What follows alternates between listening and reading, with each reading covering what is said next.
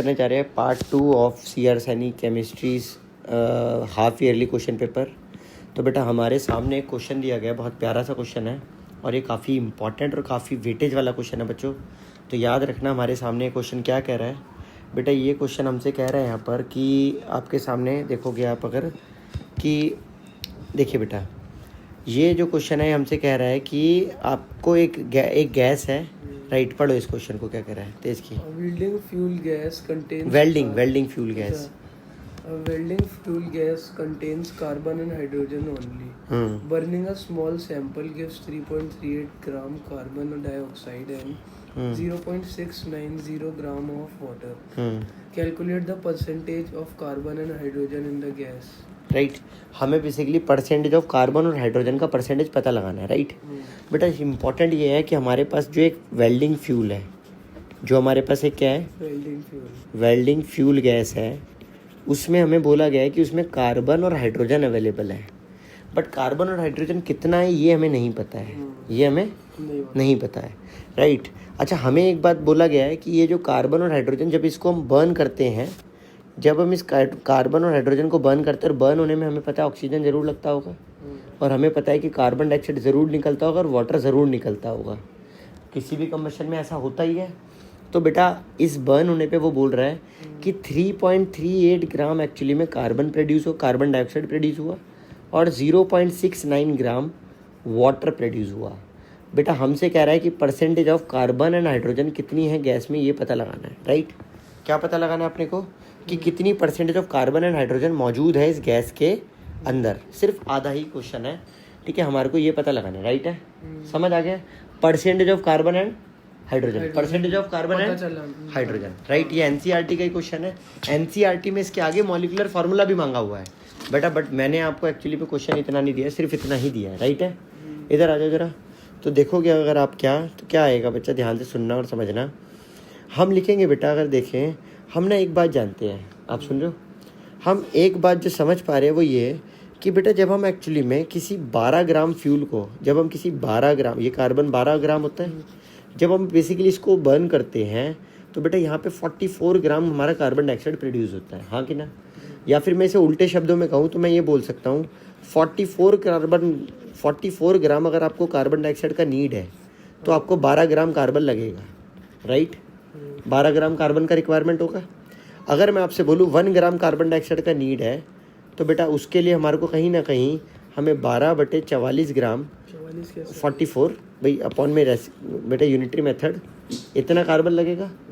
और बेटा आपको देखो हमारे पास इतना कार्बन डाइऑक्साइड है, तो बेटा इतने कार्बन डाइऑक्साइड अगर हमारे पास है तो इसके लिए कितना कार्बन हमारा लगा होगा, तो बेटा वो हम कह सकते हैं 12/44 इंटू 3.38, हाँ कि ना, ग्राम कार्बन। Got it. बेटा अगर मैं इसे सॉल्व करता हूँ तो बेटा इसे सॉल्व करने पर ना मेरा जो कार्बन का मास निकल करके आ रहा है बच्चे, वो कितना आ रहा है बता सकते हो। वो आ रहा है बेटा मेरे पास 0.9218 ग्राम ऑफ कार्बन, हाँ कि ना।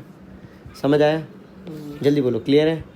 तो बेटा इस क्वेश्चन को हम साइड लाइन कर देते हैं और कहीं ना कहीं हमारे पास एक्चुअली में कार्बन डाइऑक्साइड के बारे में तो पता लग गई है हमारे को इन्फॉर्मेशन। सिमिलर वे में बेटा हम क्या करते हैं, सिमिलर वे में हम वाटर के बारे में ये इन्फॉर्मेशन जुटा लेते हैं, राइट। अगर हम देखें, हम देख सकते हैं बेटा कि हमारे को, हम अगर देखें बच्चा, हमारे को अगर हम देखें तो सिंपली अगर हम बोले हमारे को कि कार्बन डाइऑक्साइड का जैसे परसेंटेज आ गया हमारे पास, हाइड्रोजन का परसेंटेज कितना होगा आप बताओ। हाइड्रोजन का परसेंटेज वो भी मतलब नहीं, ये तो कार्बन का मास तो आपके पास आ ही गया।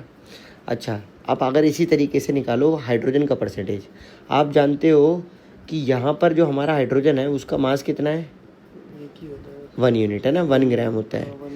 अब अगर हाइड्रोजन का मास 1 ग्राम है, ठीक है, तो यहाँ पर जो आपका हाइड्रोजन बन के जो हाइड्रोजन बेसिकली तैयार कर रहा है वो कितना तैयार हो रहा है, कितना तैयार हो रहा है बोलो। 0.69 ग्राम 0.69 ग्राम है ना, हाँ।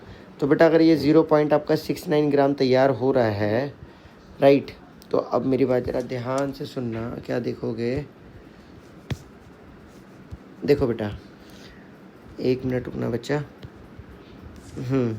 तो अब आप क्या देख रहे हो यहाँ पर ना, इधर देखो, आप देख सकते हो कि आपका ना, अगर मैं बात कर रहा हूँ वाटर की, किसकी बात कर रहा हूँ, वाटर की, और वाटर में हमारे को दिया गया है कि वाटर के एक्चुअली में 0.690 ग्राम है। कितना है बेटा? 0.690 ग्राम। और हमारे को कहीं ना कहीं पता है ऑक्सीजन हमारा कितना है, उसका मास कितना होता है? ऑक्सीजन का होता है 16 ग्राम। उसको रहने दो, वो तो गलत ही है। हाइड्रोजन का मास कितना होता है? 1 ग्राम। हाँ। अगर हम देखें 1 ग्राम, अगर हम बोले बेटा 1 ग्राम हाइड्रोजन के लिए आपको कितना ऑक्सीजन का रिक्वायरमेंट होगा, तो आप बोलोगे ना 18 ग्राम ऑफ वाटर बनेगा। 1 ग्राम अगर हाइड्रोजन को हम बर्न करेंगे ऑक्सीजन के साथ तो आपका 18 ग्राम वाटर बना के देगा, राइट है। अब अगर मैं इसे उल्टा चलाऊं बेटा, इसी इन्फॉर्मेशन को अगर मैं उल्टा कर दूं, नहीं इसी को मैं ना उल्टा, हाँ सही बात है ना, यहाँ पर मिनिमम तो 2 ग्राम होगा क्योंकि 2 हाइड्रोजन होंगे, अगर यहाँ 2 हाइड्रोजन है ना। तो देखो बेटा मेरी बात सुनना, बोलो 18 ग्राम वाटर के लिए, बोलो 18 ग्राम वाटर के लिए बेसिकली 2 ग्राम हमारा हाइड्रोजन लग रहा है। 2 ग्राम हमारा क्या लग रहा है? हाइड्रोजन। अगर 1 ग्राम वाटर की बात करें तो बेटा 1 ग्राम वाटर के लिए हमारा कितना हाइड्रोजन लग जाएगा, बोलो? 1 ग्राम हाइड्रोजन के लिए 2/18 ग्राम हाइड्रोजन हमारा लग जाएगा। और बेटा अगर हमारे पास हम देखें तो हमारे पास कितना वाटर मौजूद है? 0.69। तो 0.69 ग्राम वाटर के लिए अगर हम देखें तो हमारे पास जो हाइड्रोजन लगेगा वो 2/18 इंटू 0.69 ग्राम हाइड्रोजन लगेगा, हाँ कि ना?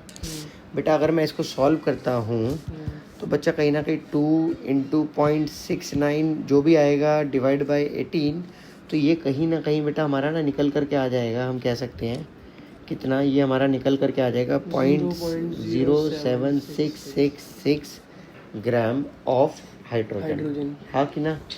बेटा अगर हम देखें ये हमारे पास आ चुका है इतना हाइड्रोजन, डन है। अब अगर हमारे पास हाइड्रोजन आ चुका है, हमारे पास कार्बन आ चुका है, राइट।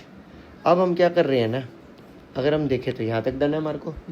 अब हम जो देख रहे हैं वो ये कि हमें परसेंटेज निकालनी है। और बेटा तुम्हारे को तो पता है परसेंटेज, मास परसेंटेज ऑफ, अगर मैं कार्बन लिखता हूँ तो मुझे लिखना होगा mass of carbon divide by mass of carbon plus mass of hydrogen into 100 लिखना होगा, हाँ कि ना? सिमिलर वे में बेटा अगर मैं निकालता हूँ मास परसेंटेज ऑफ हाइड्रोजन तो बेटा मैं क्या लिखूंगा, मैं कहीं ना कहीं लिखूंगा आपका हाइड्रोजन करोगे पहले तो बेटा, सबसे पहले तो हाइड्रोजन यहाँ लिख दिया, मास ऑफ हाइड्रोजन, और ये हो जाएगा, हाँ कि ना? बेटा अगर मैं तेरे से पूछूं जल्दी से मुझे बताइए, यहाँ पे भी हाइड्रोजन करो। हाँ नहीं वो तो कोई इश्यू नहीं है। देखो अब जल्दी बोले यहाँ पे क्या आएगा, मास ऑफ कार्बन कितना है 0.9218 ग्राम, और बेटा मास टोटल 9218 प्लस 0.0766 इंटू 100, और बेटा यहाँ जो आएगा वो आएगा 0.07666 और डिवाइड बाय बेटा आपका आ जाएगा 0.9218 प्लस 0.0766 इंटू 100, राइट है,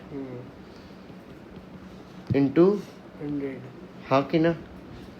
बेटा तो अगर मैं इसे सॉल्व अगर करता हूँ तो राइट, अगर मैं इसे क्या करता हूँ सॉल्व, तो बेटा अगर तू देखेगा बच्चा तो इसको कहीं ना कहीं सॉल्व करने पर जो मेरे पास निकल करके आ रहा है वो क्या आ रहा है, बोलो? ये आ रहा है 9218 डिवाइड बाय आपका टोटल जो हो जाएगा वो जाएगा ऑलमोस्ट 0.9218 डिवाइड बाय आ जाएगा ये कहीं ना कहीं 0.9985 है ना, इंटू 100। और बेटा इसे सॉल्व करने पर कहीं ना कहीं कार्बन की जो परसेंटेज आ रही है वो आ रही है 92.32%। सिमिलर वे में बेटा यहाँ से हाइड्रोजन की जो परसेंटेज आ जाएगी वो आ जाएगी कहीं ना कहीं 0.0766 डिवाइड बाय 0.9985 इंटू 100, और बेटा हाइड्रोजन की जो परसेंटेज आ जाएगी वो आ जाएगी 7.68%। गॉट इट है? अब अगर गॉट इट है बच्चा, अगर यहाँ तक सारी बात समझ आ गई तो बेटा बस ये हमारा 23rd हो गया। 24th पे आ जाते हैं बच्चा। अब देखना क्या कह रहा है बेटा, हमसे कह रहा है कि beryllium has a higher ionization enthalpy than boron. हाँ बेटा, इसका रीज़न क्या आएगा?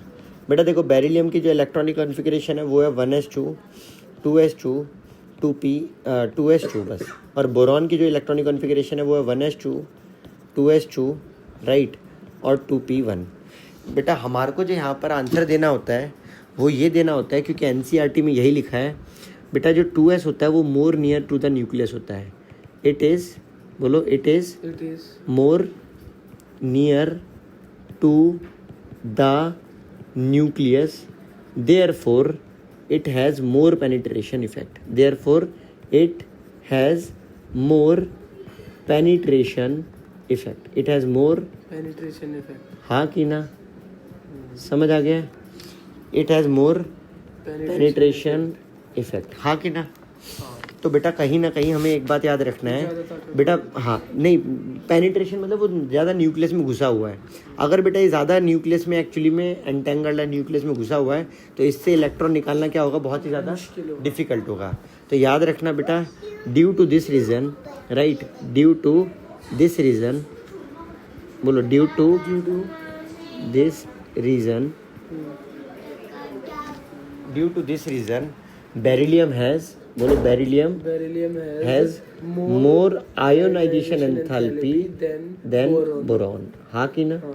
क्लियर है? आगे बढ़ जाते हैं बेटा।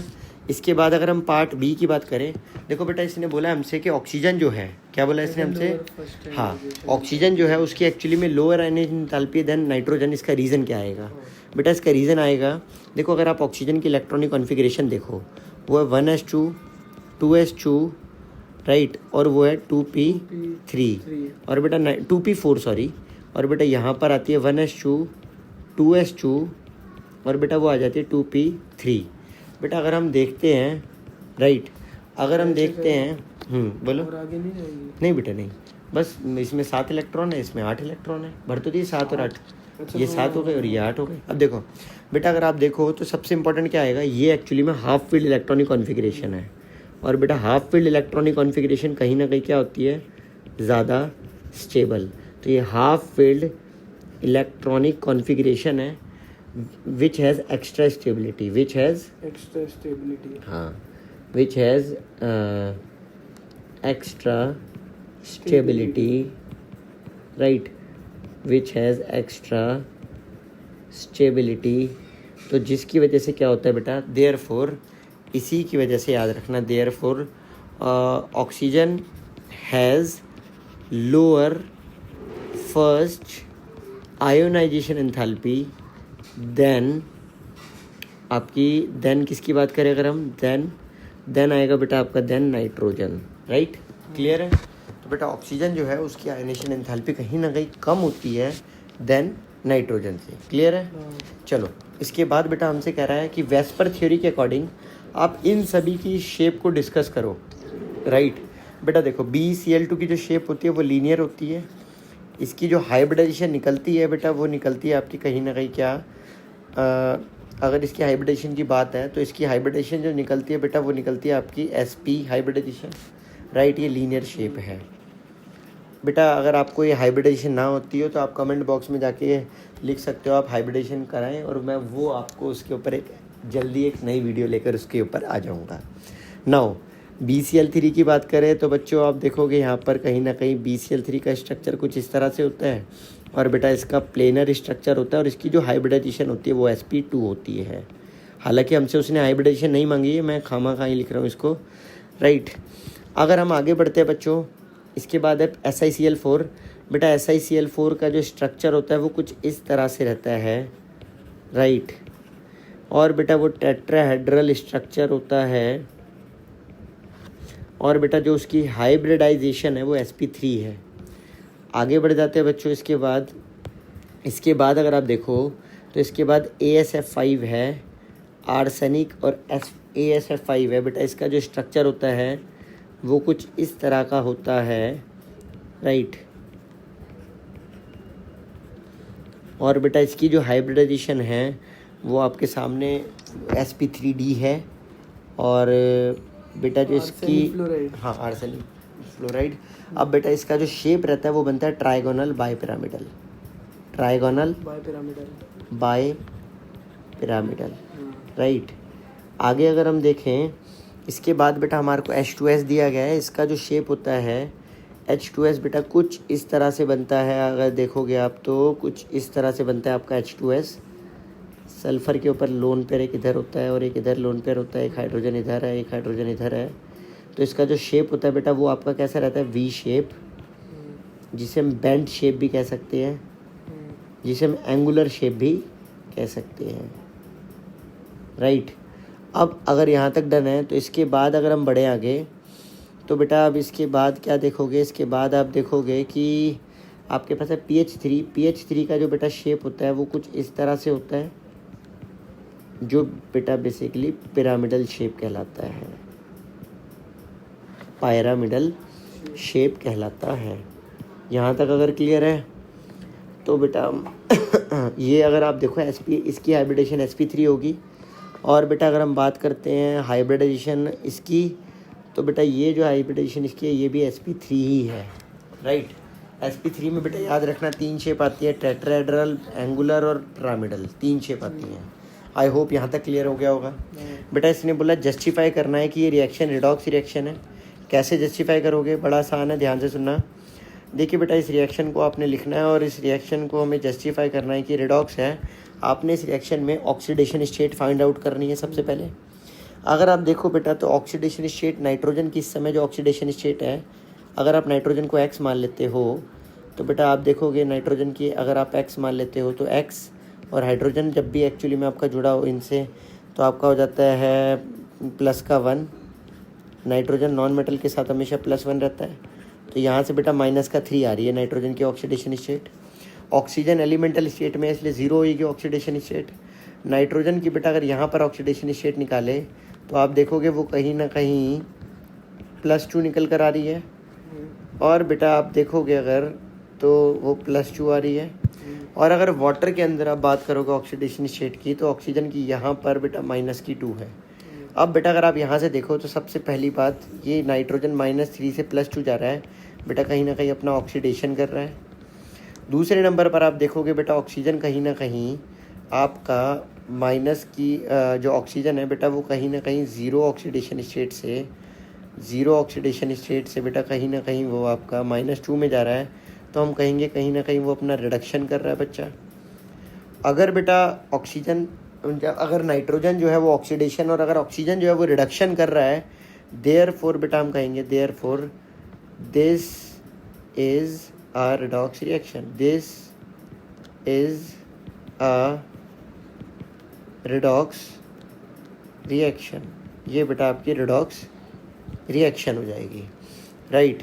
अगर आपको यहाँ तक सारी बात समझ आ गई है तो हम आगे बढ़ते हैं बच्चों, राइट। 1 मिनट रुकना बच्चों, जरा देखना भाई। तो therefore this is a redox reaction. आगे बढ़ जाते हैं बेटा। नेक्स्ट क्वेश्चन की अगर हम बात करें तो नेक्स्ट क्वेश्चन क्या है बेटा, हमसे कह रहा है डेंसिटी दी गई है ये, राइट। डेंसिटी ऑफ सॉल्यूशन हमें दी गई है 1.25 ग्राम पर मिलीलीटर। बेटा अगर हम बात करें मोलैरिटी की तो मोलैरिटी दी गई है 3 मोलर हमें मोलैरिटी दी गई है, राइट। और बेटा हमसे कहा जा रहा है कैलकुलेट द मोलैलिटी, हमसे बेटा मोलैलिटी मांगा जा रहा है, राइट। हमसे बेटा मोलैलिटी की डिमांड की जा रही है। कैसे करेंगे बच्चों, देखिए बेटा इसका सिंपल सा मतलब है, आपने क्या करना है, देखो बेटा मोलर का मतलब होता है कहीं ना कहीं इसका मतलब इस लाइन का मतलब होता है 3 moles of solute in 1 litre of solution. तो बेटा कहीं ना कहीं अगर आप देखो तो आपको वॉल्यूम ऑफ सॉल्यूशन भी दिया गया था 1 लीटर, और कहीं ना कहीं बेटा हमारे को मोल्स ऑफ सॉल्यूट भी दिए गए थे 3 मोल्स। बच्चों मैं बी से हमेशा सॉल्यूट को मेंशन करता हूँ, ए से सॉल्वेंट को और एस से सॉल्यूशन को याद रखना। चलिए तो बेटा अब आप देखोगे यहाँ से क्या, बेटा देखो मोलैलिटी निकालने के लिए हमें लिखना होता है कि number of moles of solute divide by given mass of solvent, वो भी इन केजी। ये हमारा मोलैलिटी का फार्मूला होता है। बेटा हमारे पास ये है, हमारे को जो पूरा मेहनत करना है बेटा वो करना है कि हमारे को WA फाइंड आउट करना है। बेटा WA फाइंड आउट करने के लिए थोड़ा सा भी टाइम लगेगा। सुनिए बच्चों, हम लिखेंगे यहाँ पर NB = WB divide by MB, मतलब given mass by molar mass. बेटा अगर आप देखो NaCl का मोलर मास क्या होगा, तो वो होगा बेटा 23.5 प्लस 35.5, बेटा ये निकल कर आ जाएगा 58.5। तो बच्चों ये आपका मोलर मास अगर आप यहाँ डालते हो तो आपका गिवन मास आ जाएगा कहीं ना कहीं निकलने पर ये आपका यहाँ से निकल कर आ जाएगा गिवन मास, मल्टीप्लाई करने पर क्रॉस मल्टीप्लाई, ये आपके पास आ जाएगा बेटा कहीं ना कहीं 175.5 ग्राम, राइट। बेटा गिवन मास हमारे पास सॉल्यूट का आ चुका है, हमें सॉल्वेंट का निकालना है। बेटा उसके लिए हम क्या करेंगे, क्या स्ट्रेटेजी लगाएंगे। हमारे पास बेटा वॉल्यूम ऑफ सॉल्यूशन है, हमारे पास डेंसिटी ऑफ सॉल्यूशन है। अगर मैं आपसे कहूँ मुझे मास ऑफ सॉल्यूशन चाहिए, तो आप कहेंगे कि सर आप एक्चुअली में मास ऑफ सॉल्यूशन अपॉन में volume of solution equal to density of solution होता है। तो बच्चों मैं लिख सकता हूँ mass of solution equal to density जो कि 1.25 है इंटू वॉल्यूम जो कि 1 लीटर है। तो 1 लीटर का मतलब 1000 ml। तो बेटा आपका 1250 ग्राम आ गया आपका सॉल्यूशन का मास। बेटा सॉल्यूशन का मास कहीं ना कहीं 1250 है, सॉल्यूट का मास 175 है। अगर आप दोनों को माइनस करोगे तो बेटा सॉल्वेंट का मास आ जाएगा जो कि कहीं ना कहीं 1074.5 ग्राम आएगा। बेटा हमारे को सॉल्वेंट का मास चाहिए ना यहाँ पे पुट करने के लिए, इसलिए ठीक है। अब बेटा हमारे पास सॉल्वेंट का मास भी आ चुका है। इन दोनों के से मैं माइनस कर, हाँ बेटा इन दोनों को, क्योंकि आप जानते हो ना सॉल्यूशन में से अगर सॉल्यूट माइनस कर दोगे तो सॉल्वेंट ही तो बचेगा। डन है। तो बच्चा अगर आप देखो तो आपके पास मोल्स थे 3, आपके पास मास भी आ चुका है 1074.5। और बेटा अगर आप इसे किलोग्राम में बदलना चाहते हो तो डिवाइड इनटू 1000 भी कर दो। तो बेटा अल्टीमेटली यहाँ से आपकी मोलैलिटी आ जाएगी बच्चे जो कि आ जाएगी 2.79 मोलल। क्या आ जाएगी बोलो, 2.79 मोल पर केजी या मोलल। बोलो 2.79 मोल पर केजी या फिर 2.79 मोलल, हाँ कि ना। डन है, ये मोलैलिटी है, क्योंकि ये मोलैलिटी है। क्लियर है बच्चों आपको यहाँ तक? आगे बढ़ते हैं बच्चों। इसके बाद क्या आएगा, इसके बाद हमसे नेक्स्ट क्वेश्चन में कहा गया है calculate the uncertainty in position. बेटा हेजनबर्ग अनसर्टेनिटी प्रिंसिपल के ऊपर क्वेश्चन है। बेटा हम जानते हैं हेजनबर्ग ने कहा था कि एक्चुअली में जो अनसर्टेनिटी होती है वो delta x delta p greater than equal to h upon में 4 पाई होती है। यही थे हेजनबर्ग के वर्ड्स। तो बेटा अगर हम इसी फॉर्मूले को दूसरे तरीके से लिखे तो हम लिख सकते हैं delta x delta v greater than equal to h upon में 4 पाई एम। यहाँ पर बेटा मैंने एक्चुअली में इसे मोमेंटम की टर्म्स में और यहाँ पर मैंने इसे वेलोसिटी की टर्म्स में लिखा है, राइट। बेटा अगर आप देखो प्यारे बच्चे यहाँ तक समझ आया नहीं है, पहले जल्दी बता। अगर आ गया है तो हम मेरी बात ज़रा ध्यान से सुनियो। बेटा अगर हम देखें चेंज इन पोजीशन, क्या बोले हम, change in position, uncertainty in position delta x delta we, uncertainty in velocity. If uncertainty in velocity हमें दी है और हमें कहा है अनसर्टेनिटी इन पोजीशन क्या होगी, तो यानी कि अनसर्टेनिटी इन वेलोसिटी हमारे को दी है 5 × 10 की पावर 5 जो कि बेटा greater than equal to h के प्लेस पर 6.626 × 10 की पावर -34 और बेटा 4 के प्लेस पर 4 पाई के प्लेस पर 22/7 और मास ऑफ इलेक्ट्रॉन के प्लेस पर 9.1 × 10 की पावर -31। तो बेटा अगर हम इसको सॉल्व करेंगे, राइट, तो हमारा सॉल्व होने के बाद है ना ये कहीं ना कहीं हमारा डेल्टा एक्स निकल करके आएगा ग्रेटर देन इक्वल टू 1.157 × 10 की पावर -10 मीटर। तो बेटा ये हमारा निकल करके आएगा। समझ आ रहा है? कोई डाउट नहीं है? ये वाले तो कर रहे हैं अच्छे। ठीक है, चलो आगे बढ़ जाते हैं बेटा। बेटा अब हमारे पास केस बेस्ड क्वेश्चन है। क्या कह रहा है केस बेस्ड क्वेश्चन हमसे? बेटा केस बेस्ड क्वेश्चन हमसे कह रहा है कि आपको आयोनाइजेशन एंथैल्पी दी गई है इस तरह से, राइट। बोला गया है कि आयोनाइजेशन एंथैल्पी नीचे जाते टाइम घट रही है, वो तो हमें भी दिख रहा है घट रही है। बट बेटा जो आयोनाइजेशन एंथैल्पी हम देख रहे हैं नीचे जाते टाइम घट रही है, बोल रहा है what is the expected general trend. General trend क्या होता है एक्सपेक्टेड?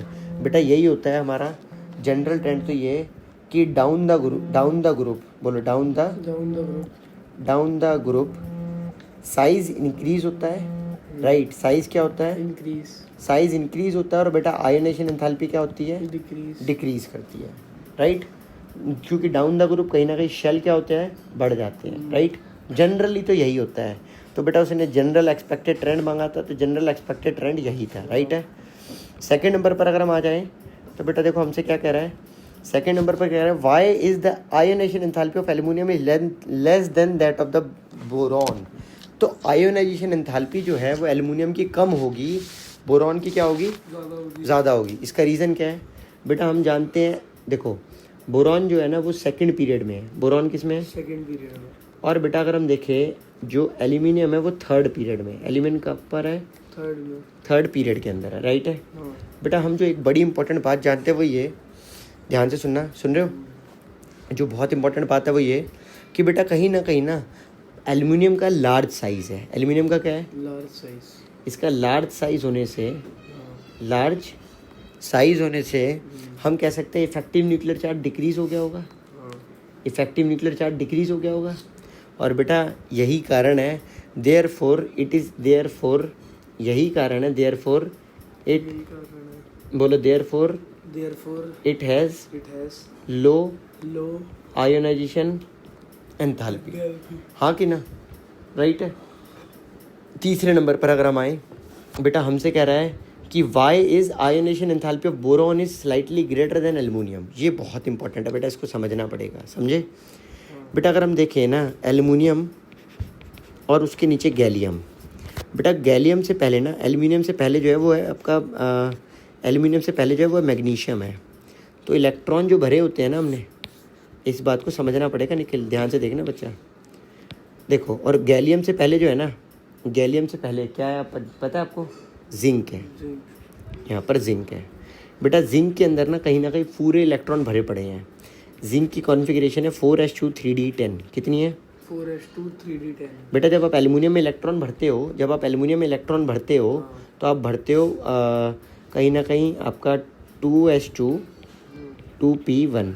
और जब आप गैलियम में इलेक्ट्रॉन भरते हो तो बेटा आप 3s2 3p1। जब आप गैलियम में इलेक्ट्रॉन भरते हो तो वो भरते हो 4s2 3d10 और बेटा 4p1। अब बेटा आप देखना, जब आप ये p1 भर रहे थे, बट उस p1 को भरने से पहले यहाँ पर ऐसे है और उसको भरने से पहले यहाँ पर क्या है? 3d। और बेटा याद रखना, जब भी जो d भरा हुआ आ जाता है, जब भी d क्या आ जाता है? कंप्लीटली फिल्ड आ जाता है। कभी भी d सब शेल क्या आ जाता है? Completely filled. तो याद रखना बेटा, ये शील्डर नहीं होते, पुअर शील्डिंग करते हैं। क्या करते हैं? Poor shielding. They are poor shielders, they are. Sir ये तो लेकिन 10 भरे हुए हैं फिर क्यों? हाँ बेटा, इन्हें करना चाहिए था रिपल्शन। इन्हें आपस में एक दूसरे को धक्का देना चाहिए, बट ये न्यूक्लियस के साथ देखा गया कि अट्रैक्शन बढ़ा लेते हैं। तो याद रखना, दे आर पुअर शील्डर। बोलो, they are poor shielder, right. They are poor shielders, therefore they have जिसकी वजह से बेटा तू देखेगा, ये देख गैलियम की कहीं ना कहीं आयन एंथैल्पी तक ज़्यादा है, नीचे जाते टाइम घटनी चाहिए। इसकी आयनेशन एंथैल्पी 577, इसकी होनी चाहिए थी और कम, इसकी होनी चाहिए थी और ज़्यादा, मतलब और कम होनी चाहिए थी वैल्यू, क्योंकि नीचे जाते टाइम एक्चुअली में आयन एंथैल्पी कम लगनी चाहिए थी। बट देख बेटा, इस वैल्यू ज़्यादा है, तो therefore poor shielder, therefore resulting in poor shielder है बेटा। इनकी वजह से कहीं ना कहीं thereby making high effective nuclear charge. बोलो, therefore making Z effective high, and जिसकी वजह से बेटा जिसकी वजह से कहीं ना कहीं increase attraction and decrease ionisation, increase attraction and increase ionisation enthalpy. बोलो, इंक्रीज अरे यार समझ ही नहीं आ रही बेटा। इलेक्ट्रॉन के अट्रैक्शन जो होते हैं ना, इलेक्ट्रॉन के ऊपर अट्रैक्शन बढ़ जाती है, और जिसकी वजह से बेटा एक्चुअली में increase attraction over electron nucleus की तरफ जो भाग रहा है। हाँ, बता रहे हो। देयरफॉर बेटा आयनेशन एंथैल्पी घट जाती है। Got it? इसकी तो बढ़ी जाती है। पहले बताओ, डन है? मतलब आयन एंथैल्पी बढ़ी जाती है। सॉरी डन है। चलो आगे बढ़ जाते हैं। इधर आ जाइए। अब जरा देख 30th क्वेश्चन बेटा हमसे क्या कह रहा है। बेटा 30th क्वेश्चन हमसे कह रहा है, राइट। 30th क्वेश्चन हमसे क्या कह रहा है? कह रहा है read the following cases and answer the question. Resonance is a concept used to represent the delocalization of electron within the molecule, right. तो रेजोनेंस जो होता है बेटा वो एक्चुअली में एक कॉन्सेप्ट है जो कहीं ना कहीं डीलोकलाइजेशन ऑफ मॉलिक्यूल के लिए यूज़ किया जाता है। हाँ कि ना बेटा? अगर हम बात को यूज़ करें तो अब एक बार ज़रा मेरी बात को समझिए और सुनिए। सुन रहा बच्चा?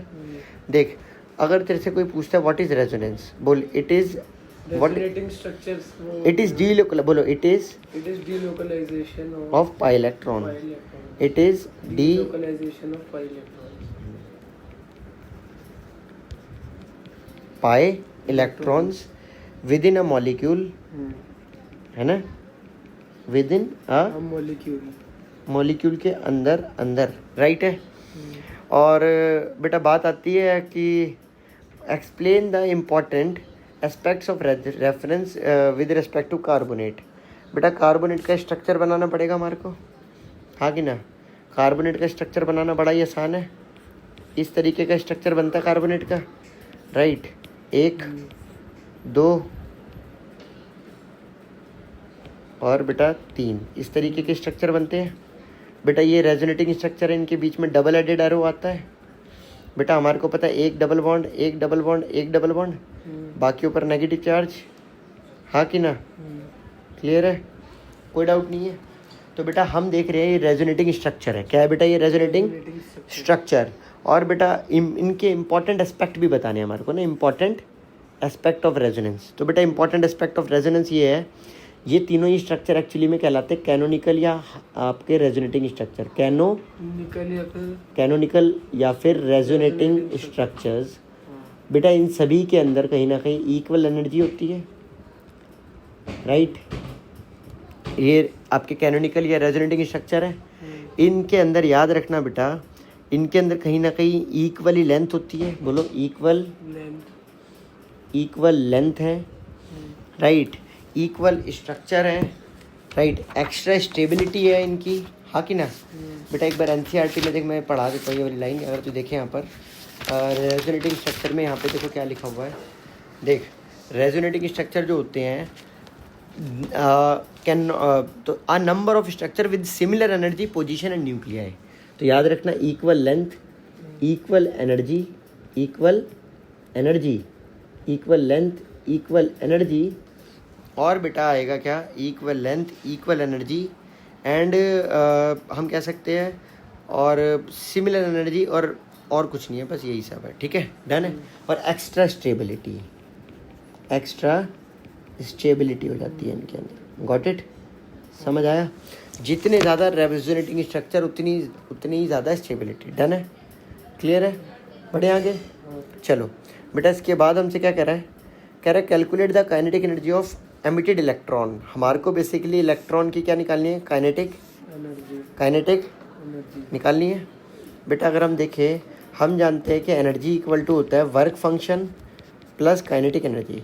हम जानते हैं energy of photon equal to work function of metal plate plus kinetic energy of electron. पता है ये बात हमारे को, वर्क फंक्शन किसका, फोटोन, ये हमारी energy, work function of metal plate का, और एनर्जी किसकी, फोटोन की। हम याद है ना फोटो इलेक्ट्रिक इफेक्ट, हम एक मेटल की प्लेट पर क्या मारते हैं, कहीं ना कहीं एक लाइट को मारते हैं, और फिर वो जो है उससे इलेक्ट्रॉन निकलते हैं, मेटल की प्लेट से इलेक्ट्रॉन निकलते हैं, मेटल की प्लेट से इलेक्ट्रॉन इजेक्ट होते हैं, और फिर उनकी स्पीड को हम ऐसे कैलकुलेट कर लेते हैं, हाँ कि ना। अब अगर हम देखें तो बेटा अगर आप देखोगे यहाँ पर क्या, मैं बता रहा हूँ, वो आप गलत बोल रहे हो बेटा, वो आप कैथोड रे एक्सपेरिमेंट बता रहे हो। देखो बेटा थ्रेशोल्ड फ्रीक्वेंसी, अब देखो आप क्या देखोगे, आप यहाँ पर लिखोगे बच्चा, अगर आप यहाँ पर लिखो तो ये फॉर्मूला एच न्यू, यहाँ आ जाएगा h nu not equal to half m v square. बच्चों हमारे पास अगर देखो न्यू नॉट, यानी कि हमारे को दिया हुआ है ये, राइट, हमारे को ये दिया हुआ है न्यू नॉट, हमारे को न्यू भी दिया हुआ है। इसने बोला बेटा द काइनेटिक एनर्जी, हमारे को बेसिकली यही निकालना था, तो बेटा इसको हटाई दो यहाँ से और वापस से काइनेटिक एनर्जी लिख दो, राइट है। बेटा अगर आप देखो तो यहाँ से काइनेटिक एनर्जी कितनी निकल करके आ रही है, वो निकल करके आ रही है H new minus H nu not, right है। बेटा अगर आप देखोगे तो काइनेटिक एनर्जी जो आ रही है, राइट, वो आ रही है बेटा एच, अगर आप कॉमन ले लेते हो तो आपके पास न्यू माइनस न्यू नॉट आ जाएगा, जो कहीं ना कहीं आपके पास आ जाएगा काइनेटिक एनर्जी कितना बेटा, वो आ जाएगा एच के प्लेस पर 6.626 इंटू 10 की पावर माइनस 34, राइट। और अगर हम बात करें बेटा आपके किसकी, अगर हम बात करते हैं न्यू माइनस न्यू नॉट की, तो न्यू की वैल्यू कितनी है, न्यू की वैल्यू बेटा आप देख रहे हो 1 इंटू 10 की पावर माइनस प्लस 15, और न्यू नॉट की जो वैल्यू है बेटा वो कहीं ना कहीं हमारे पास है कितनी, 7 इंटू 10 की पावर प्लस 14, राइट। बेटा अगर आप देखो तो अगर आप माइनस करोगे तो आपके पास आ जाएगा 6.626 इंटू 10 की पावर माइनस 34, और यहाँ पर ना इसे ना आप जानबूझकर 10 की पावर 14 कर लो और आप इसे 1 को 10 बना लो। आपने एक 0 यहाँ से यहाँ ले लिया, अब 10 में से 7 माइनस हो जाएगा, 3 बचेगा, और 10 की पावर मैंने 14 कॉमन ले लिया था, हाँ कि ना बेटा। इसे सॉल्व करने के बाद आपका काइनेटिक एनर्जी ऑलमोस्ट 2 इंटू 10 की पावर माइनस 19 जूल निकल के आ जाएगा। या फिर आप अप्रॉक्स अगर करोगे, अगर एग्जैक्ट बोलोगे तो बेटा 1.988 आएगा, बट अप्रॉक्स में आप 2 भी लिख सकते हो, राइट। तो बेटा अल्टीमेटली आप ये पाओगे, ये आपके पास आंसर आ जाएगा। गॉट इट बेटा। इसके बाद हमसे बी पार्ट भी हमारे पास है। बी पार्ट में हमसे क्या डिमांड कर रहा है? बी पार्ट में हमसे कह रहा है यहाँ पर कि calculate the energy associated with the helium. तो बेसिकली हमारे को एनर्जी बतानी है हीलियम के साथ जो एसोसिएटेड है, राइट। हमारे को एनर्जी भी बतानी थी, तो बेटा हम क्या करेंगे, हम लिखेंगे यहाँ पर इस तरह से, हम लिखेंगे यहाँ पर क्या, calculate the energy associated with the helium. तो अब बेटा एनर्जी का फॉर्मूला हम जानते हैं, एनर्जी इक्वल टू 2.18 इंटू 10 की power minus 18 z square by n square, यही होता है joule per atom, joule per atom बेटा, ठीक है। अब अगर और भी होता था नहीं बेटा kilo joule per mole, joule per atom, electron volt per atom, आप कौन सी बोल रहे हो? Joule per atom. आ जाओ। तो बेटा जरा ध्यान से देखना, पहली बात तो हमें ये बताना, दूसरा बच्चा हमारे को रेडियस भी बताना है। बेटा रेडियस का फॉर्मूला होता है 0.529 n square by z angstrom. याद है आपको? हाँ याद है। ठीक है बच्चा, अगर याद है तो ध्यान से सुनना बेटा। अब अगर हम देखें यहाँ पर तो हमारे को एक्चुअली में एनर्जी मांगा गया था और एनर्जी का फॉर्मूला हमारे सामने लिखा हुआ है, जूल पर मोल पर एटम। यस। अब देखो एनर्जी का फॉर्मूला जो होता है वो होता है 2.18 10 की पावर माइनस 18। और बेटा जेड की बात करें तो हमारा एटॉमिक नंबर कितना आ जाएगा? कहीं ना कहीं वो आ जाएगा, हीलियम की बात चल रही है, हीलियम का एटॉमिक नंबर सब जानते हैं 2 होता है। हीलियम का जो एटॉमिक नंबर है बेटा वो क्या है? 2। हीलियम प्लस की बात चल रही है तो एटॉमिक नंबर उसका 2 होता है, हमें पता है, राइट। तो बेटा इसे उठाकर आप एक्चुअली में 2 डाल दो यहाँ पर। और बेटा यहाँ पर आप देखोगे कहीं ना कहीं आपका, अगर बात करें एटॉमिक फर्स्ट ऑर्बिट में लिखा हुआ है, अगर बेटा दे रखा है फर्स्ट ऑर्बिट मतलब एन की वैल्यू 1 हो गई, राइट। अगर आप इसे सॉल्व करोगे बच्चे तो 2.18 इंटू 10 की पावर माइनस 18 इंटू 4, बेटा कहीं ना कहीं हमारे पास आ जाएगा माइनस का 8.72 इंटू 10 की power minus 18 joule per atom. Got it? समझ आया? अब अगर हम बात करें बच्चा रेडियस की, तो रेडियस जो आएगी वो क्या आएगी? रेडियस बेटा हमें निकालना है फर्स्ट ऑर्बिट में, जो कि हो जाएगा 0.529, राइट, डिवाइड बाय जेड के प्लेस पर एटॉमिक नंबर है 2 और एन के प्लेस पर फर्स्ट ऑर्बिट में, और बेटा आप देखोगे वो कहीं ना कहीं 0.529 डिवाइड बाय 2, और एंगस्ट्रॉम का मतलब होता है 10 की पावर माइनस 10 मीटर। तो बेटा अगर आप देखो तो वो ऑलमोस्ट ये निकल कर आ जाएगा 0.2645 एंगस्ट्रॉम, या फिर आप इसे 2.645 और इंटू 10 की पावर माइनस 11 मीटर भी कह सकते हो, राइट। बच्चा इधर देखना, समझ आया आपको? क्लियर है? अब अगर यहाँ तक डन है, इसके बाद बेटा हम आ रहे हैं अगले क्वेश्चन पर। बेटा देख, अब ये हमसे बैलेंसिंग कही गई है। क्या कही गई है हमसे? बैलेंसिंग। बेटा बैलेंसिंग बहुत ही इंपॉर्टेंट है और हमारे सामने है, और इसे हमें बैलेंस ही करना है। करें? देख बेटा, अब अगर हमारे को इसको बैलेंस करना है तो कैसे बैलेंस करना था बच्चा? देखो लिखा हुआ है सबसे पहले तो ये आयन इलेक्ट्रॉन मेथड से बैलेंस करना था। किससे बेटा? आयन इलेक्ट्रॉन मेथड से इसको बैलेंस करना था ना। तो बेटा आयन इलेक्ट्रॉन मेथड से बैलेंसिंग कैसे करते हैं पता ही होगा, राइट। आओ बेटा यहाँ पर कर देते हैं, ठीक है। आयन इलेक्ट्रॉन मेथड से मैंने आपको सिखा भी रखा है बेटा। देखो सबसे पहले एसिडिक मीडियम में करना था, और बेटा आयन इलेक्ट्रॉन मेथड, और वो भी एसिडिक मीडियम, राइट। देखो बेटा क्या कह रहा है हमसे, अगर हम देखें सबसे पहले तो हमारे पास है बेटा MnO4 माइनस से हम देख रहे हैं आपका जो बन रहा है दैट इज़ Mn+2, Mn+2 बन रहा है। अब अगर हम देखें तो हमारे पास पहले ऑक्सीजन 4 थे बेटा, अब हम एक्चुअली में 4 ऑक्सीजन ऐड करने के लिए 4 वाटर ऐड कर देंगे। अब अगर आप देखो यहाँ पे हाइड्रोजन आ चुके हैं 8, तो बेटा आप 8H+ ऐड कर दोगे कहीं ना कहीं। बेटा अगर आपके 8 प्रोटॉन्स आ चुके हैं राइट। आपके कितने प्रोटॉन्स आ चुके हैं? 8 प्लस चार्ज है और 1 माइनस चार्ज है। तो बेटा बेसिकली आपके पास, आप जानते हो 7 प्लस का चार्ज है। कितना प्लस का चार्ज है? तो यहाँ पर 7 प्लस का चार्ज है। बैलेंस कर रहा हूँ ना। हाँ बेटा, और यहाँ पर आपका +2 का चार्ज है। तो अल्टीमेटली बेटा 7 और +2 का जो डिफरेंस रहेगा वो कितना रहेगा? तो वो आप जानते ही हो, वो आपका जो डिफरेंस रहेगा वो रहेगा बेटा कहीं ना कहीं आपका 5 का।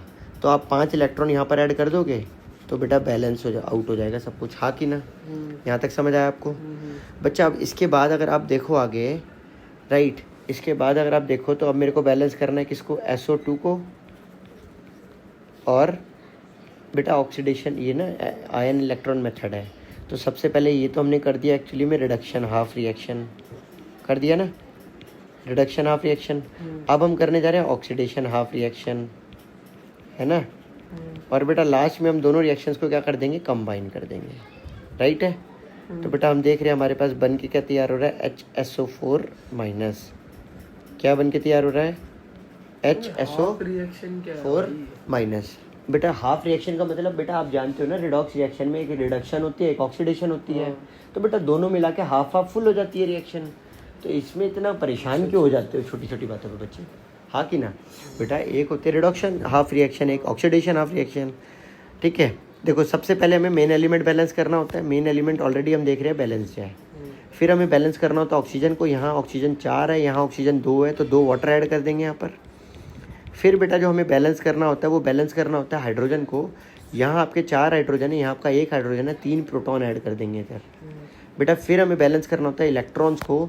आप देखो 3 प्लस का चार्ज है, 1 माइनस का, तो नेट प्लस का 2 चार्ज है यहाँ पर, और यहाँ 0 का चार्ज है। तो बेसिकली यहाँ पर 2 इलेक्ट्रॉन आप ऐड कर दो। कितने इलेक्ट्रॉन ऐड कर दो? 2 इलेक्ट्रॉन। क्या आपको यहाँ तक समझ आया सब कुछ? बेटा अगर आपको समझ आया है तो आप मेरी बात सुनना। बेटा इस पूरी रिएक्शन को आप एक्चुअली में 2 से मल्टीप्लाई कर दो। इस पूरी रिएक्शन को आप 5 से मल्टीप्लाई कर दो। बेटा अगर आप इस पूरी रिएक्शन को जब 5 से मल्टीप्लाई करोगे तो कहीं ना कहीं इलेक्ट्रॉन सेम बन जाएंगे। ये मैंने इसलिए किया है, तो याद रखना। अब बेटा जब आप पूरी रिएक्शन को, याद रखना मैंने इलेक्ट्रॉन को मल्टीप्लाई करने के लिए, इलेक्ट्रॉन सेम बनाने के लिए ऐसा किया है। समझ आ गया? तो बेटा ऊपर से आ जाएगा 2 8 2 18 8 2 16 H plus 10 electrons 2 MnO4 minus, right. साथ में आ जाएगा बेटा आपका 5 2 10 H2O प्लस 5 SO2। और बेटा जो राइट साइड आपका आएगा दैट इज़ 2 Mn+2 प्लस आपका 8 वाटर प्लस आपका आएगा बेटा 5 HSO4 माइनस प्लस आपका आएगा 5 3 15 H प्लस, और बेटा आपका आएगा 5 2 10 इलेक्ट्रॉन, राइट। अब अगर आप देखो यहाँ तक अगर आपको समझ आ गया है तो बेटा अब आप अगर अब देखो क्या देखोगे? यहाँ तक समझ आया आपको? अब देखो अगर आपको यहाँ तक समझ आया तो बेटा हमसे क्या कह रहा है ना, आप देखो सबसे पहली बात तो 10 इलेक्ट्रॉन से 10 इलेक्ट्रॉन कट गया। इस 10 पानी से 8 पानी कट के 2 पानी बच गया। अब अगर आप देखो कहीं ना कहीं 16 H प्लस से ये 15 H प्लस अगर कटता है, राइट, तो कहीं ना कहीं आप देखो 1 H प्लस बच गया, राइट, 1 H प्लस बच गया। Got it? तो बेटा अगर आपका यहाँ तक अगर डन है तो अल्टीमेटली जो आप पाओगे वो क्या पाओगे? आप पाओगे कि MnO4 से Mn2 प्लस, तो आपका जो ऑक्सीडेशन ये रिएक्शन बैलेंस होने के बाद जो बन रही है दैट इज़ नेट रिएक्शन। क्या बन रही है मैं लिखने जा रहा हूँ, ध्यान से देखिए बच्चा। नेट रिएक्शन वो हमारी बन रही है बेटा 2 MnO4 माइनस प्लस 5 SO2 बेटा, और जो हमारी आगे बन रही है प्लस आपका 1 H प्लस 2 H2O, साथ में आपका जो बनेगा that is 2 Mn2 plus, right, plus 5 HSO4 minus, right. बेटा साथ में हमारा जो बनेगा और कुछ नहीं बनेगा, राइट है। तो बेटा देखो ऑलमोस्ट हमने रिएक्शन क्या कर दी बच्चा? बैलेंस कर दी। और देख ले इससे मैच कर ले, देख हमारी रिएक्शन बैलेंस हो गई है। 2 MnO4 माइनस और 5 SO2 H plus 2 H2O 2 Mn2 plus और 5 HSO4 माइनस। समझ आया? इस तरह से बेटा हम एक्चुअली में ऑक्सीडेशन रिएक्शन हम मतलब अपनी जो आयन इलेक्ट्रॉन मेथड से बैलेंसिंग इस तरह से बैलेंस। देखो बेटा अब इसके बाद आते हैं हम ऑक्सीडेशन नंबर मेथड पर। किस पर आ रहे हैं बेटा हम? ऑक्सीडेशन नंबर मेथड पर। ऑक्सीडेशन नंबर मेथड की अगर हम बात करें तो बेटा ऑक्सीडेशन नंबर मेथड से बैलेंसिंग कैसे करते हैं अब इस बात को भी देखियो बच्चा।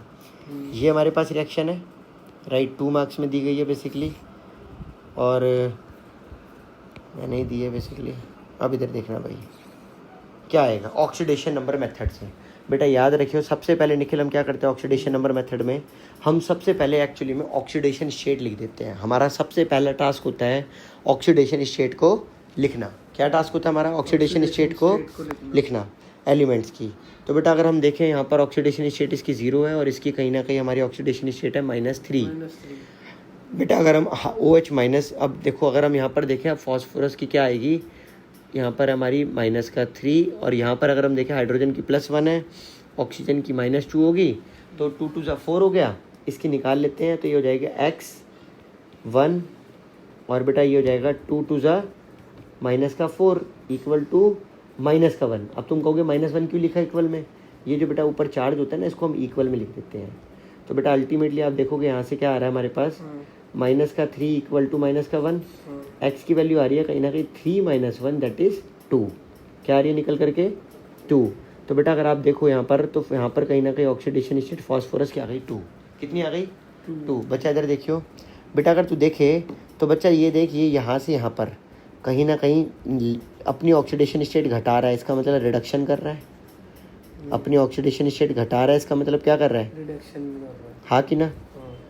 और बेटा अगर हम देखें यहाँ पर, इसके बाद अगर हम देखें तो यहाँ से यहाँ पर वो ऑक्सीडेशन स्टेट बढ़ा रहा है, इसका मतलब ऑक्सीडेशन कर रहा है। हाँ कि ना? डन है? अगर डन है तो अब ज़रा ध्यान से सुनना, राइट। तो कहीं पर अगर ऑक्सीडेशन नंबर बढ़ रहा है और एक जगह घट रहा है, तो एक जगह ऑक्सीडेशन और एक जगह रिडक्शन। हाँ कि ना? और बेटा सबसे इम्पोर्टेंट बात, हमारे को ये जो रिएक्शन करनी है बच्चे निखिल, वो हमें करनी है बेसिक मीडियम में। किस में करनी है? Basic medium. बेटा अगर हमें बेसिक मीडियम में करनी है तो हम किस तरह से करेंगे? हम लिखेंगे P4 और हम लिखेंगे बेसिकली बेसिक मीडियम में हमें सॉल्व करनी है। सबसे पहले हम क्या करते हैं बताओ, कितना एक्चुअली में ऑक्सीडेशन नंबर में इंक्रीज या डिक्रीज हुआ? क्या करते हैं सबसे पहले हम? कितना ऑक्सीडेशन नंबर में डिक्रीज या इंक्रीज हुआ? हाँ, तो कैसे निकालोगे बताओ उसको? पता नहीं पता? देखो मेरी बात जरा ध्यान से सुनना और समझना। रुक जाओ 1 मिनट। देखो बेटा, सबसे पहले अगर हम बात करें ऑक्सीडेशन में कितना इंक्रीज़ या डिक्रीज़ हुआ, तो हम देख रहे हैं यहाँ पर इंक्रीज़, यहाँ पर जो इंक्रीज़, इसी रिएक्शन को ना एक बार फिर से लिख लो। इसी रिएक्शन को क्या करो, एक बार फिर से लिख लेते हैं। ये देखो यहाँ पे आ गई हमारी। बेटा अब याद रखियो बच्चा निखिल, सबसे पहले हम क्या लिखते हैं? सबसे पहले हम लिखते हैं कि कितना इंक्रीज़ हुआ या कितना डिक्रीज़ हुआ। अब अगर हम देखें तो यहाँ पर डिक्रीज़ हुआ है 3 का और बेटा यहाँ पर इंक्रीज़ हुआ है 2 का। हाँ कि ना? सबसे पहले बेटा हमारा ऑब्जेक्टिव होता है कि आपके फॉस्फोरस के एटम्स को इक्वल बनाने की कोशिश करना। हाँ कि ना?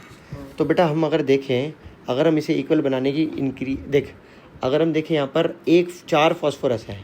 मैंने क्या बोला? 4 फॉस्फोरस है। और 4 फॉस्फोरस पे तुम देख सकते हो कहीं ना कहीं कितने का डिक्रीज़ हो रहा है? 3 का 1 पे डिक्रीज़ हो रहा है। तो 4 फॉस्फोरस पे कहीं ना कहीं जब डिक्रीज़ देखा जाएगा तो 12 का डिक्रीज़ होगा। और बेटा अगर आप देखो यहाँ पर 4 फॉस्फोरस पे यहाँ पर कहीं ना कहीं इंक्रीज़ हो रहा है, राइट। कितने का इंक्रीज़ हो रहा है निखिल? 2 का हो रहा है। HPO2 है ना, ये 2 का इंक्रीज़ हो रहा है। ठीक है, पहली बात तो ना ये ना कहीं गलत है, ये H2 होना चाहिए था, बट ना NCERT में गलत लिखा है तो मैंने गलत ही सॉल्व कर देना है आप। ठीक है, तो गलत ही सॉल्व कर लेते हैं। हाँ कि ना? तो बोलो जल्दी से, 2 का इंक्रीज़ हो रहा है और बेटा कितने पे? 4 पर। तो बेटा कहीं ना कहीं आप देखोगे कितने का इंक्रीज़ हुआ? 8 का इंक्रीज़ हो गया। कितने का इंक्रीज़ हो गया? +8 का। Got it? समझ आ रहा है? अब अगर ये +8 का इंक्रीज़ हो गया है और ये 4 का डिक्रीज़ हो गया है, तो अल्टीमेटली आप देख सकते हो डिफरेंस आ रहा है। अब अगर आप इस डिफरेंस को बैलेंस आउट करना चाहते हो, आप इस डिफरेंस को क्या करना चाहते हो? Balance out. तो बेटा आपको ना 12 बना लो इसको ना। अगर आपको ये अगर बैलेंस करना है तो क्या करोगे बोलो? मल्टीप्लाई करोगे। हाँ कि ना? तो देयरफॉर अगर आप देखो यहाँ पर 12 का इंक्रीज़ है, यहाँ पर 8 का, तो अल्टीमेटली जो डिफरेंस आ रहा है वो कितने का आ रहा है? 4 का। कितने का डिफरेंस आ रहा है? 4 का। 4 का। कैसे करोगे बोलो? ये ना क्वेश्चन ही रॉन्ग है बेटा, ये क्वेश्चन ही रॉन्ग है, मैंने इसे रॉन्ग वाले क्वेश्चन पे डाल दिया है। ये H2 होना था कहीं ना कहीं, क्या होना था ये H2PO2 होना था। अगर H2PO2 होता ये तो बेटा यहाँ पर निखिल इसकी एक्चुअली में तब यहाँ पर +1 निकल कर आती, क्या निकल कर आती, और बेटा यहाँ +1 हो जाता तो 4 का ही इंक्रीज होता है। यहाँ पे कितने का इंक्रीज होता? तो बेटा अगर बैलेंस अगर हमें करना होता, क्या करना होता हमें, तो बेटा हमारे को इसको कहीं ना कहीं 3 से मल्टीप्लाई करके ही बैलेंस हो पाता, हाँ कि ना। तो बेटा 3 से मल्टीप्लाई होकर बैलेंस होता तो हम यहाँ 3 से मल्टीप्लाई करते, हाँ या ना। बेटा अगर हम देखें टोटल यहाँ पे फॉस्फोरस कितने हो गए हैं, 3, और यहाँ पर एक फॉस्फोरस है, टोटल 4 फॉस्फोरस है, हमारे बैलेंस हो चुके सब कुछ, यहाँ पे भी 4 हो गए, हाँ तो सब कुछ बैलेंस है। बेटा तो तीसरा स्टेप होता है बच्चा, तीसरा स्टेप जो होता है निखिल बेटा वो क्या होता है याद रखना, तीसरा स्टेप होता है कि हमारे को H+ और OH+ को बैलेंस करना। क्या होता है? H+ और OH+ को बैलेंस करना, हाँ कि ना। मतलब अपने ना हाइड्रोजन और ऑक्सीजन को देख लेना एक बार कि उनका क्या चल रहा है, राइट। तो अगर हम देखें, अब देखो आप बताओ कि यहाँ पर लेफ्ट साइड कितने हाइड्रोजन है? लेफ्ट साइड तो सर एक ही है, एक हाइड्रोजन है। राइट साइड कितने हाइड्रोजन है? देखो राइट की साइड सर 3 यहाँ है और 3 यहाँ है, तो 6 में करने के लिए इसे इंटू 6 करना पड़ेगा 9 बेटा, 6 ही है। अच्छा 6 2 जा ये कहीं ना कहीं क्या हो गया, 3 2 जा 6 और ये 3 9 है, हाँ तो ये कहीं ना कहीं आपके 9 हो रखे हैं, राइट। अच्छा अगर ऑक्सीजन देखें, आपका ऑक्सीजन यहाँ पर कितने है देखो, ऑक्सीजन तो सर 3 2 जा 6 है, तो अगर मैं यहाँ पर 6 ऑक्सीजन ऐड कर दूँ तो क्लियर रहेगा, हाँ कि ना। नहीं अभी भी तो बढ़ाने पड़ेंगे। पहले बताओ यहाँ तक डन है, ऑक्सीजन तो बैलेंस हो गया, ऑक्सीजन। अब हाइड्रोजन की बात आती है बेटा, हाइड्रोजन अभी भी गड़बड़ है। तो हाइड्रोजन के लिए अगर मैं यहाँ पर अब देखो, अगर आप देखो 3 2 जा यहाँ पर 6 और यहाँ पर भी कहीं ना कहीं आपका ऑक्सीजन देखा जाए तो 6 ही है, ये तो बैलेंस हो गया है, राइट है। अब बेटा बात आती है हमें किसे बैलेंस करना है, अब हमें बैलेंस करना है ऑक्सीजन को। ऑक्सीजन अभी भी हमारे पास ऑक्सीजन बैलेंस है, हाइड्रोजन को बैलेंस करने के लिए हम क्या करेंगे, हमारे पास कहीं ना कहीं 6 ये है और यहाँ पर 3 2 जा 6 और 3 9 है, और यहाँ पर कहीं ना कहीं 6 है, 9 और 6 का डिफरेंस कितना हो गया 3, तो 3 वाटर अगर मैं यहाँ ऐड कर देता हूँ तो बैलेंस हो जाएगा हाइड्रोजन। बट अब ऑक्सीजन खराब हो गया, 3 ऑक्सीजन बढ़ गया, ऑक्सीजन 3 बढ़ गए, तो बेटा 3 ऑक्सीजन अगर बढ़ गए हैं तो बेटा 3 ऑक्सीजन बढ़ गए हैं, 3 ऑक्सीजन अगर बढ़ गए हैं तो उन 3 ऑक्सीजन से उसके लिए मैं 3 OH माइनस ऐड कर दूँ। अब एक बारी जरा जल्दी से हाइड्रोजन का नंबर चेक करो, 3 हाइड्रोजन 3, यहाँ पर हाइड्रोजन कितने 6, 3 और 6 9 और 3 12, और बेटा यहाँ पर हाइड्रोजन देखो कितने 3 दूनी 6 और यहाँ पर भी 6 तो 12 बैलेंस। अब बात कर रहे थे ऑक्सीजन की, बेटा यहाँ पर ऑक्सीजन 6 और यहाँ ऑक्सीजन बेटा 3 9, और बेटा यहाँ पर अगर हम बात करें तो ऑक्सीजन यहाँ पर 3 दूनी 6 और 3 9, ऑक्सीजन भी बैलेंस, हाइड्रोजन भी बैलेंस, तो हो गई बेटा ये पूरी रिएक्शन बैलेंस, हाँ कि ना, क्लियर है बेटा। बट ये एक्चुअली में कब बैलेंस हो पाई, जब हमने इसे H2PO2 लिया माइनस, एनसीईआरटी में हाँ एनसीईआरटी में बेटा याद रखिए रॉन्ग दिया गया है, एनसीईआरटी में क्या दिया गया है, रॉन्ग दिया गया है, ठीक है। बड़े आगे हाँ डन है बेटा। अब जरा ध्यान से देखियो, अगर यहाँ तक डन है तो अब हमसे क्या कह रहे हैं ना, है बस अब हो गया, लास्ट क्वेश्चन है बेटा ये हमारा, ठीक है, लास्ट क्वेश्चन, इसके बाद ओवर हो चुका है सब कुछ, ठीक है। तो 33 क्वेश्चन हमसे क्या कर रहा है जरा देख बेटा, पढ़ इसको, एनसीईआरटी का क्वेश्चन है, बहुत ही इंपॉर्टेंट क्वेश्चन है, पढ़। Chlorine is prepared in the laboratory by treating manganese dioxide MnO2 with aqueous hydrochloric acid according to the reaction 4HCl plus MnO2 which gives 2H2O plus MnCl2 plus Cl2. How many grams of HCl react with 0.5 gram of manganese oxide dioxide? अब मेरी बात सुनना बेटा, हमसे बोला गया how many grams of HCl react with 5 gram of manganese dioxide, right है बेटा। अगर हम देखें निखिल, अगर हम इसका मोलर मास निकालने की कोशिश करें, राइट, तो कितना आएगा निकल के पता है, इसका मोलर मास आपका निकल के आता है कहीं ना कहीं 146, कितना आता है 146 बच्चा। अब मेरी बात जरा ध्यान से सुनना, सुन रहे हो, करें देखो बेटा, हमारे को दिया गया ये हमारे को जो दिया गया है how many grams of HCl is required for 5 gram of manganese dioxide. अब देखो बेटा, अगर मैं बात करता हूँ HCl की, तो HCl का मास कितना होता है आप जानते हैं, HCl का जो मास होता है, नहीं बेटा ये इतना नहीं आएगा 146, रुक जा एक बार ना मैं मैग्नीज का मास देखता हूँ। मास ऑफ मैग्नीज बेटा वो है 54.9, तो इसे 55 मान ले बच्चा। 55 प्लस अगर 16 दूनी 32, तो बेटा ऐड करेगा तो कितना आएगा यहाँ पर 87, यही आ रहा है। HCl का मास अगर देख बेटा, आप जरा मेरी बात जरा ध्यान से सुनिए और समझिए, सुन रहा है बच्चा? अगर मैं तेरे से कहूँ इसके मोल्स निकाल के दे मुझे, तो तू कहेगा कि इसके जो मोल्स होंगे वो होंगे गिवन मास अपॉन में मोलर मास, राइट? तो गिवन मास कितना 5 ग्राम, मोलर मास कितना 87, 5 डिवाइड बाई 87। तो बेटा 5 डिवाइड बाई, अब वो छोड़ दो या फिर ऐसा करो, मेरी बात सुनना, सुन रहे हो? देखो बेटा, अगर बात करते हैं हम एक मैग्नीज की, 1 मोल मैग्नीज की, 1 मोल MnO2 जो है उसको 4 मोल HCl चाहिए। तो बेटा अगर 1 मोल को इतने चाहिए तो बेटा 5/87 मोल 5/87 मोल ऑफ MnO2 को बेसिकली जो चाहिए वो 4 × 5/87 मोल ऑफ HCl चाहिए होगा, हाँ कि ना? बच्चा अगर हम देखेगा तो बेटा हमारे पास कहीं ना कहीं मोल्स आ चुके हैं, मोल्स ऑफ HCl आ चुके हैं। हम जानते हैं बेटा मोल्स ऑफ HCl जो होगा वो given of mass of HCl upon में मोलर मास ऑफ HCl क्या होगा, हाँ कि ना?